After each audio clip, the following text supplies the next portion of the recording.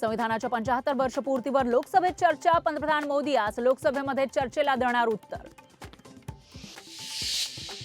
नागपुरात घडामोडींना वेग. 15 तारखेला मंत्रिमंडळाचा विस्तार होणार. 16 डिसेंबरपासून नागपुरात हिवाळी अधिवेशन होणार सुरू. मुख्यमंत्री फडणवीस आज स्वतः करणार नवनियुक्त मंत्र्यांना फोन. देवेंद्र फडणवीस स्वतः देणार शपथविधीचं निमंत्रण. कोकणातून भाजपचे नितेश राणेंना संधी मिळण्याची शक्यता. बीड परळीमधून पंकजा मुंडे तर गोपीचंद पडळकर आणि माधुरी मिसाळ यांचीही मंत्रिपदी वर्णी लागण्याची शक्यता.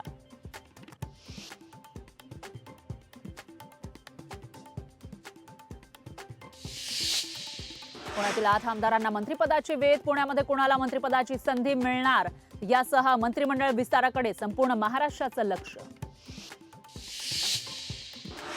रस्त्यावर हत्या मात्र राजा उत्सवात मग्न. बहुमत असलेलं सरकार राज्य चालवू शकत नाही. संजय राऊत यांचा महायुतीवर हल्लाबोल.